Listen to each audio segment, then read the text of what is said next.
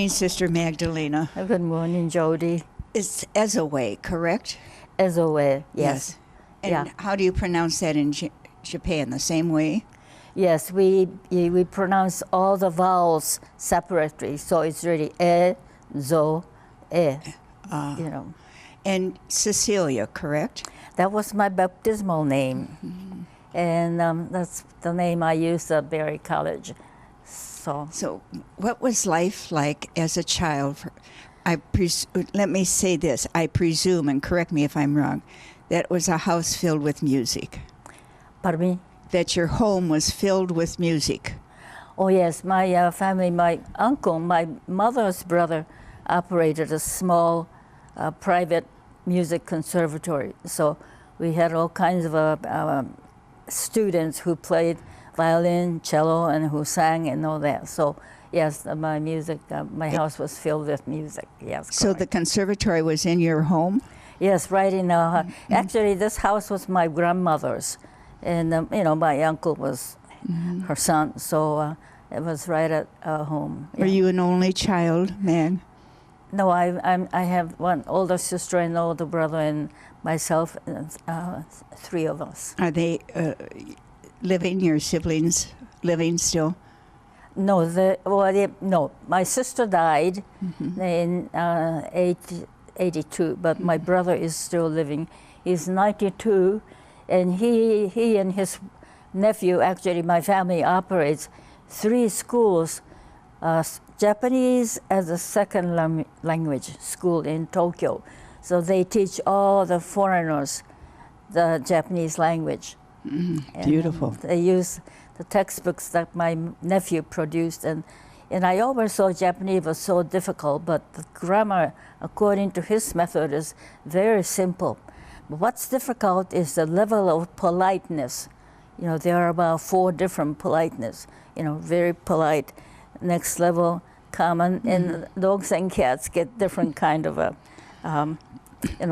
it's a verb endings. I see. So they teach that from the first day on. So the students, they have they have very good pronunciation, and they speak the polite language from the first day on. It's a very good program. Yeah. Did you know anything about the United States before you came to the United States? Well, my family has a long history of good relationship with the United States. And all that was published in both In Between and Voices. So, that's a long story. Yes. But my grandfather, my father's father, and my father both were in the United States in the early 19th century. Onto my father was here in 1908 as a young, teenage boy going to school here in Manlius, New York, which is near Syracuse. Yes. So, I did have good feeling toward the United States, period. Did you study music then as a child or as a teenager? Yes, I studied. Well, I heard a lot, so music, the hearing is a big help. So, but I think I started to I guess my mother taught me first, but I just don't remember that. But when I was in the first grade, we traveled across Tokyo town took the lessons from Spanish sister. They belonged to the Handmaids of the Sacred Heart, I think. Yes. I see it's a Spanish group, yeah. So, but all my life, we were always at war, First was with Chinese, and of course we conquered Manchurian part of China and everything. War with China was first, then of course, war with the United States, World War II, yeah. I'm surprised you still had a love for the United States after that bombing. Yes, but, we just have nothing, and America was a great place for me. So, and actually after high school graduation, I had a position at the American Elementary School under, MacArthur's Army. So I was a pianist. I was employed as a pianist there. So I play for the music classes or the physical ed. You do a lot of physical ed with your music, and all the assemblies and PTA meetings and so forth. So I was able to carry a regular conversation to keep my job, But going to Barry and study all these serious, difficult how did you subjects find, was how did you find Barry? How did you happen to? It's another long story, but I applied to 5 Catholic colleges, and Barry was the only one which offered complete foreign scholarships, room and board and tuition and all that, So Praise God. Yes. I went to the Sacred Heart Sisters in Tokyo, so I wrote to like a Newton College, Manhattanville, which was very famous for liturgical music, Newton College of San Jose, I think, and another one, it's called Georgian Court, but I can't find it where it is, and Barry was the last one. Who was president at that time? Which of our sisters? Barry? Well, president. Was it? I guess was Sister Dorothy? I guess was Sister Mother Gerald or Benedicta Marie, I don't know. But the superior was Sister Marie Grace Gibney. Yeah. I bet. Did you? I shouldn't say I bet, but didn't you find it difficult with the English? Oh yes, it was quite difficult, right? But well, I got, I had to take like rhetoric, from Sister Mary Xavier, And at the same time, I was taking English for foreign students. The level was so different. And I had to take Survey of Western Civ. And, you call Charlemagne, we called in Japanese Carlos the Great and so forth. So, I had to, and what else was, and the religion was a companion to the Summa Theologica. So I had to study like a priori proof for the God's existence, a priori reason and a posteriori present. And I had to know about concupiscible appetite, and I forgot the other one, but so I had to look up those words in my dictionary constantly. So that was difficult. And I got 3 Ds, I think.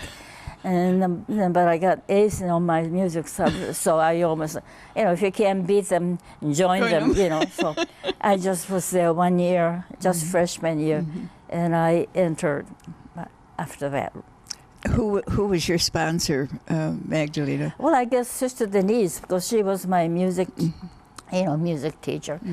But Sister Denise and Marie Grace Superior was very good friends, so I'm sure Marie Grace paid for all my, parson's outfit and trunks and sewing kit and all that.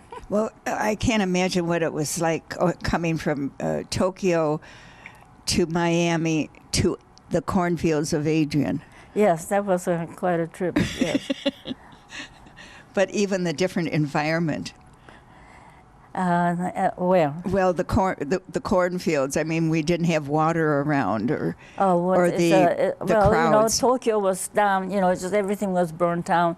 So I left here in 1951, and war ended in 45, and so I guess I was looking for a brighter future. But after they came up with Sony and Toyota and Panasonic and all that, and I thought. One time I said to Nadine Forey, who was a good friend, and she was a private, had I known about Panasonic and Sony and Toyota, I should have stayed there. And Nadine also, don't talk about it, don't think about it. But anyway, I'm still here. You're still here. How many years later? 64 years later. Yes. Yeah, I'm still here. Yes, you're still here. Tell me, did you ever go back to Barry to teach? Not to teach, but I visited there twice. I was there once right after 9/11, and I was surprised to see the changes. And I was back there in 2006 or 7, but I was back twice, yes. How lonely did you get, Magdalena? How what? How lonely? Lonely? For your family? Well, when I was at Barry, I was all involved, concentrated on my studies, so, I didn't think. And when I entered, I came here in Barry in 51, I entered in 52, All the girls, they were so lonely for their families because, they were in the pasture, and so. You had company. I had, I thought, I remember thinking every visiting Sunday, you have the bells for the Vespers, and you have to say goodbye to your families. And they were crying, and, all that, and I said to myself, thank God I don't have to, go through that experience. Mm-hmm. So I don't think I was ever lonely as such. Mm-hmm. Yeah, I really... How many years did it take before you went back to Japan? Oh, that was a long time. I was at Dominican High. I had to stay there for 11 years, 9 of which was required by the citizenship. You had to stay at the one residence for 9 years before you can apply for a U.S. citizenship. Oh. So I was there 11 years. Sister Michael Dennis, Pat Gallagher, she was very kind, and she invited my mother to stay with me at Dominican High right there in the convent. After I was there for, I think that's the 9th or the 10th year. Well, how exciting. But then I didn't go home till after 14 years. In that particular year, I think 1963, Sister Celeste Mary was studying to get her master's degree from Syracuse in pottery. She wanted to visit Japanese potters. So we visited famous potters, about 15 of them. So she invited you to go with her? That was the first year I went back. And yes, that's right. That was 1965. And it was a year after Tokyo Olympics in 64. So they had highways, and everything was so changed. We had famous one river, but that was all filled out and became like a, expressway. So I remember thinking, what a change. But yeah, I didn't go home for 14 years. Mm-hmm. Did you ever go back to teach at all?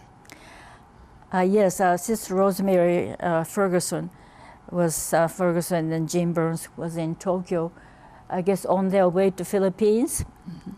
And they saw the International of the Sacred Heart. It's a Sacred Heart division for the foreigners. They taught in English, and they thought that maybe while my mother was well, I should probably go there and teach. So I did go back and teach there for 2 years. But that was not a very good experience because the Blanche Marie, Shirley Cushing was with me. Shirley was frustrated because Japanese, we don't talk out, we don't volunteer too well. So she was teaching English and religion, and the Japanese students had a dead face. They don't show emotions. They don't, they don't volunteer answers. So she was quite frustrated with that. And for me, for those students, the Japanese face in front of them at the teaching lectern was not very good because to them, Japanese faces were either housemaids or chauffeurs, To see my face up there trying to teach was not very swift. So, but anyway, I stayed with my mother, my house, second year. So that was wonderful experience. I always am forever indebted to Rosemary Ferguson. Yes. Where were you missioned after Dominican High? St. Dominic College. I was there 3 years. And then after that, I came to Siena Heights, and I stayed there 37 years. Yeah. 37. 7 years. My, you. Then I, retired, and experienced. Right after I came here. You experienced many presidents then. Yes. Yes. Such Correct. as the last one being Peg Yes. Albert. Yes. And I just was. I just had Rick Hartman. The first year I left her second year. Yeah. And you taught music, correct? And choir, chorus? At Siena I taught, music. Piano, of course, that's my main instrument. Music theory, music history, music literature. I even coached chamber music, because I knew quite a bit of music literature. So. And Yeah. you continue to entertain us every once a month. You have a musical program for us. Oh yes, when I was teaching music appreciation at Sierra Heights, they called it Introduction to Music. But I always wanted to call my class, "Do you hear what I hear 101?" So I decided to do that here for the sisters. So I had, this is way back in 2010. "Do you hear what I hear 101?" And I had the second week, I had 102 and so forth. So that was in 2010. And I stopped that. And that I really taught the music form, what to listen for in music. I didn't perform as such. In 2011, I decided to perform. I don't know why, but anyway, so I started the First Sunday series. Now, back in 1985, I had First Sunday series at Sierra, and I played, but I invited Mozart's 18th century costume person, Yes. Gregorian chant person. I invited Roland to talk about Mozart, I think, and so I did have, first, and so I kind of used the same title and revived that, my First Sunday experience, and it's been going on, and thank God, it's, this is 16 already. First, in music, to me, I can't have a theme, I don't think I can do music for justice, music for peace and all that, because that's my philosophy. You just can't deal with those specific terms, feelings, and themes. So I decided to do according to the alphabet, alphabetically, the composers' last names. So I started with Albéniz, and I didn't sell, and I went to Bach and Beethoven, Brahms, and Chopin, and all. And I finished that series, luckily last year, 2014. So 2015, I started to use just two. I played two, and there are wonderful violin and string quartets and symphonic music, program music, around. So I play 2 or 3 pieces, and I use CDs these days. Lovely. So I don't have to practice too long. Because, it's very hard to sit up straight and practice 1 or 2 hours. So that's what I've been doing, but it's still going, and I don't know how long that will do. But anyway, that's what it is. Did anyone from your Berry class enter at the same time? Oh, there are 5 of us. 5. The one who graduated from Berry was Alma Krista, Isabel Krista. Williams, Yoli Roy, Jacqueline Marie, Yes. Margaret Renua, she's still with us, Yes. and Maria Riley, Oh my heavens. yeah, she's here too, and myself. That's 5 postulants that year. And you, everyone is in the congregation except Yoli and Isabel, correct? Left. Yes, there are left. 3 of us. But do you still. keep in touch with? I do keep in touch with Grace Ramonda, who lives with Yoli. She was Betty Hudman. She's Betty Hudman now. Betty and I lived at Dominican Lives, so I correspond with Betty, but Yoli doesn't have email address anymore. So in a sense, I do keep in touch. What do you remember about Jacqueline Marie Yoli? Well, she was very athletic, She was in the swimming team, and With you. my room was upstairs. We can look down to the pool in Barrie, and I remember they used all kinds of popular songs, and every time I hear their piece, all I can say is girls swimming, but that was my remembrance of Jacqueline Mary. Did you ever jump in the water with them? No, I was not a good swimmer. And I just resented the physical aid with swimming because my hair gets all wet, And the American girls, their blonde hair dries right away and just normal. Mine was absolutely terrible, so I really didn't like it. And what else would you want me to share I with did me? ask you to have this interview because I wanted to tell funny stories that I know. Okay. Because I am Japanese, Yes. So I have several stories. Well, let's hear one. Pardon me? Let's hear one. Well, it is funny, but it's funny because I was Japanese. So, and I remember, I mean, I was thinking, I can't tell all these stories at my wake. I won't be able to speak. And it's too long. So when you asked me about interview, I did ask you if it's okay for me to tell my funny stories. Yes. So it goes back to 1945. Is that okay? Indeed. Okay. 1945, of course, we lost the war to United States. And that was August, we say August 15th, that's, and of course, we started war. Pearl Harbor was, to us, it's December 8th.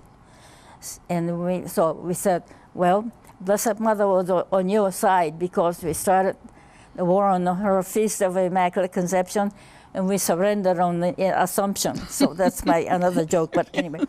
And so we started back in school in September. And we had Sister Mother Helena, they were mother, Mm-hmm. She was Chinese and Filipino, a mixture. She taught, I think she was a homeroom teacher, and she didn't speak Japanese at all. She knew a few words. And she also taught us music.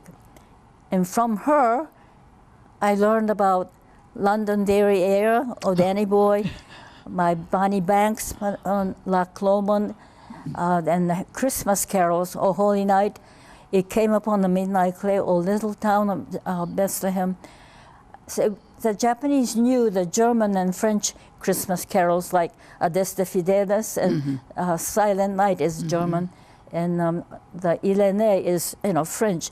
But we just didn't know English Christmas carols, And of course, I love Londonderry Air and all the Scottish, Irish tunes. So whenever I compose these, I don't compose too much these days, but my tune always kind of sounds like Irish tune because of the special steps that Japanese music and Irish music has some common. So anyway, so that was my Irish tune influence. And then I went to Barrie the second year. Yeah. And it took me 3 nights on the train from Oakland to Miami, And so when the 2 students from Barrie picked me up at the train station in Miami, they were driving home and said, do you know like English songs? And yeah, I know like Oh My Darling. And You Are My Sunshine, those are oldies. So they thought that was funny. It was. And then, then of course, I turned 21 when I was there the first time. And I had to fast every day during Lent. And I just about died because we never fasted in Tokyo. Well, we didn't have enough thing to eat. So I remember, thinking, oh my gosh, you fast. So I entered in 52, and Alma Christa, Isabel Williams, was with me, and she used to say this: "Can any good come from Tokyo?" It's from Nathaniel, John 1, verse 46. Yeah. Can any good come from Nazareth? Yeah. She said, "Can any good come from Tokyo?" And I thought that was funny. Of course, you had a response, I'm sure. I don't remember. I think I said, "We'll see," or something like that. Of course, she left and I'm still here. And then Mr. Margaret Phillip was our pastor mistress, and I heard about this term "doghouse," and I thought that was funny because I'm a cat person, but doghouse. And one time, Margaret Phillip told us during the recreation, she was in trouble with Sister Andrew Marie, who was the prioress at the Mother House. I was in trouble with such and such. So I said, "Oh, so you are in a doghouse?" And she said, "Pardon me," But I thought that was so cute, so I used it. And I stayed in to study first. Then I was sent to Dominican High. And as I told you, I had to stay there for 11 years with 45 sisters. So I did meet, all kinds of sisters, and I remember them, and most of them, a lot of them were here too, So I did, and then of course I had to take citizenship test, and of course the first no I did was to move from Barrie to Miami to Adrian without the permission, Oh, So you had to stay in one place. Because you were a student Yes, because visa. I had a student visa, and I tried to apply for a permanent visa, which was you have to leave the country once and re-enter, because everybody says just go. Sister Angelica will take care of you. So she did. And for the test, I had to take a citizenship test, and one of the questions was whose image is on the dime, U.S. dime. And of course, those says we never handled money, so I didn't know whose image was on the dime. So I said I don't know. And so I guess FDR, And he said I think it was he. Do you know the Star-Spangled Banner? So I said, well, I know the second verse. I don't know the first verse, but I know the second verse because I don't know why I had to teach second verse to the Dominican High girls, but they didn't know the second verse. I mean, you never sing the second verse. Yeah. So I know the second verse, but I don't know the first verse. But anyway, I passed, so I had this citizenship. Did the sisters help you study for that? Pardon me? Did the sisters at Dominican High help you in studying for that? No, not for you're supposed to for your citizenship. To have known American history and Constitution and all that. And I know I did take some class from Sister Angelica, but no, I didn't. But anyway. But you knew the Summa. Pardon? You knew the Summa. Yeah, I knew this. Right, I knew the Summa, but then in January, each January, I had to report to some immigration office, and I would forget. So I was in doghouse. So back to doghouse. So now, and of course, the funniest story is SOB story. Okay. Sister Margaret Page. She was Simeon, then was with at Siena. Dominican High, and she said, Simeon said, "Oh, Mag, to understand your sophomore girls, I have to read Catcher in the Rye, So here's the copy." So I read it, and I enjoyed all those hyphenated words, I thought they were so funny. The spelling was so funny, like SON-NUV- son of a bitch. So one day Margaret and I were talking, and she used to call me, "Oh, Mag, you rat." That wasn't, and I always went back, "Oh, you Mug, Simeon, you big fat rat." And that went back and forth.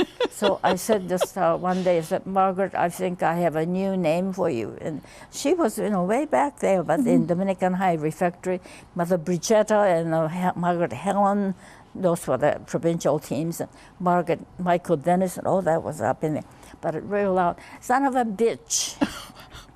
And Grace Ramonda and Andrea and Arthur Mary on the other side of the refectory. I said, "What's wrong with those hyphenated words? Aren't they on the same caliber?" And they said, "No, we explain later." So that's my son of a bitch story. And another funny story with Simeon is that I had a homeroom in B7, Dominican High. B2 was Jean Agnes, and B3 was Sis Bay, who was here, B7. So one day, after school announcement, during the announcement, I saw this little girl, one student, writing some note, and she finished her note and gave it to the girl next door. So I caught her, "May I have your note?" So she gave me her note. And in the note says, "I better stop writing now because Mag baby is looking at me." So Simeon says, "Well, they'll never call me Sim baby," so. Mag baby. Now, Sister Jeanette Jabor still knows that. I think she's the only one who knows that story. So every time I see her, Jeanette calls me Mag baby. I used to play the organ for all the weekend masses at Mother House. I was at Siena for 37 years, but every weekend I was doing Mother House masses. I was playing. So I kind of felt, needed over the weekend also too. So this one Sunday, Mary Fran Fleischer was in charge, and I saw a note on my door. Remember those days, the organ was up there. The choir and the cantor was down here in the chapel. So I saw a note that says, the last hymn, we're going to use this text, but play to the tune of Lord of all, either all nations or Lord of all creations or something. And the worship too, that's ritual song now, alphabetized. The hymns were in alphabetical order. So I went to the Lord of, and I thought, oh, this is, so I got that ready. So I played that for the last hymn. And Donna Costa was downstairs, and she was short one syllable, you know. She had to extend the last syllable over a couple notes. But she looked up at the lectern, and Nadine was cantering, and Nadine wasn't, showing any frustration. She was just singing. So if the Nadine can sing this, I must be wrong. So Donna thought she was wrong. So after Mass, I come down from the choir loft, and Donna was waiting for me at the bottom of the staircase. And Magdalena, did you play the right hymn at the end? Just didn't fit. So I said, oh my goodness, I think I played the wrong tune, because the Lord of Love or Lord of Nations was on the same page. So I go home. I was living across from the Siena Heights Drive, and the telephone rings around 1:30 or 1, and this voice says, I said, hello, and this voice said, is this one tune Ezoe? And I said to myself, one tune Ezoe. Yes, now one ton, like a 1 ton, one tune Ezoe. Now Ezoe, that's my last name, but we had several Chinese students living next door to me. So I said, did you want the Chinese students next door? And this voice says, Magdalena, this is Nadine. And I found out just last 2 weeks ago, she wasn't being funny. She really said, is this wrong tune, Ezoe? But I heard it, one tune, Ezoe. It was wrong tune.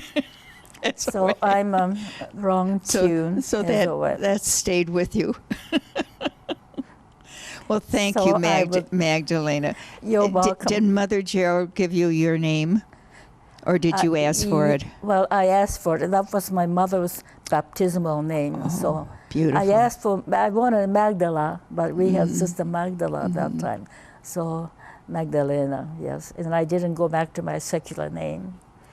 Do you have any plan to return to Japan soon? Well, I'm going there in the middle of September. I said to myself, I'll go home till I'm 85. And lo and behold, I'm 85 now, so I'm kind of saying to myself, this is my, last time.